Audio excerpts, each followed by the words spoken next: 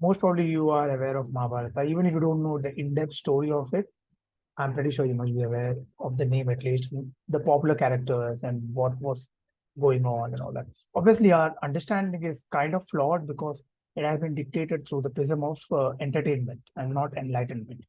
So, since we know whatever we know through entertainment, we have a very myopic view of Mahabharata. We tend to think of it as a battleground between, you know, Pandavas and Kauravas, and we see it like a war film which took place as uh, as something which is just about land, because metaphorically it is about land.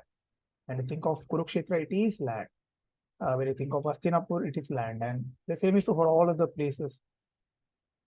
But those are just metaphors, right?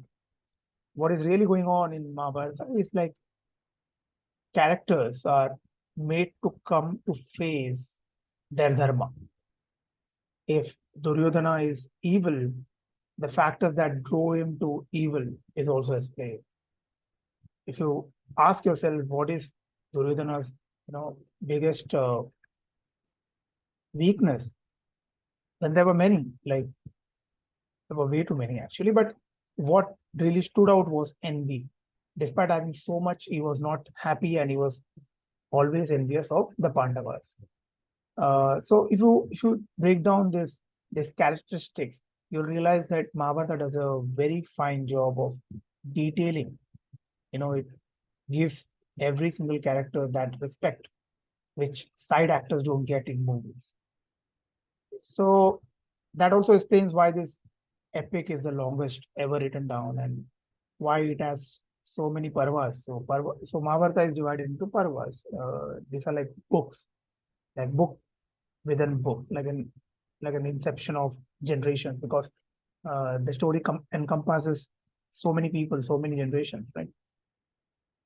And you understand so many little things that you missed out on when you were kids, because none of those TV series or even Amar Chitra Katha to a large extent doesn't give you those finer details. For that, you'll have to read. And when you read, you'll realize, okay, this is what happened. Oh, because you are kind of, you are taken back, like, oh, I didn't know this at all. Like, why Kunti behaved in a certain manner, or why Abhimanyu was stuck in Chakravyuh, or why Ashwatthama had to do that heinous crime, killing kids, which is unheard of in a war story, at least in the story where Dharma is supposed to be upheld. And how curses work and how boons work and the long dialogues. Now, long dialogues which are written in Mahabharata, they are so this I really don't have words for them, because yes, it's like one person says something. Dhritarashtra will be saying something to Duryodhana, or Bhishma will be saying something to Arjuna, or Yudhishthira will be saying something to Yaksha. And those dialogues are so detailed, and the adjectives that are used, and everything is so to point that you wonder, like, why so many details? The answer is simple, because the stories have to be tied up. Mahabharata doesn't end in Kurukshetra, because Kurukshetra is just a metaphor. It's a Dharma Kshetra. The fight, the so-called fight, is between the good and the evil, right? Between the day and the night. But they can't do without each other. The day has to end, the night has to end.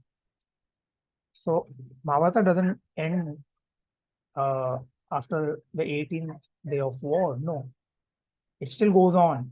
The generations keep on, showing up. We don't read about. We haven't read about. We don't know about Parikshit or Uttara or all this. What happens to Krishna's clan, and how Satyaki and all these characters who we hardly know of, they create such a you know huge chaos by the end of it. And that is what is very interesting about Mahabharata, that it gives so much respect to time and space, and that is literally unheard of. And whenever we come across, detailed, voluminous stories like LOTR or even Game of Thrones, we we are we are like amazed, and we should be, because in modern literature, to create a language for a book, and it's stupendous, right? But what happens with Mahabharata is the crossovers, which we are surprised by when it happens in DC universe or Marvel, or uh, those are happening in Mahabharata, where characters from Ramayana will show up here and the crossover will take place. It's very interesting, like how the detailing has been done so thoroughly. And this also happened because the Sutakas, the poets, were nameless.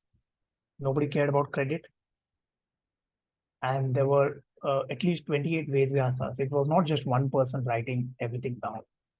Uh, so many Vedvyasas, generations, you know. Uh, it's a long story. It's actually a long story.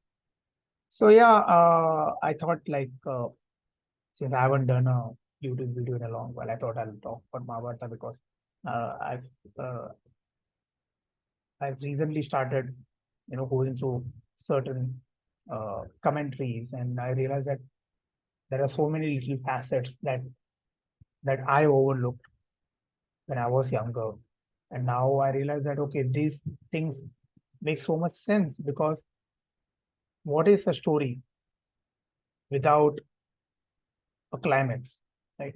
Every story has to be a climax. But the interesting bit about Mahabharata is it doesn't have a climax, because we are still a part of that story. And if for nothing else, like, I feel this is the reason why it is the greatest epic of all time.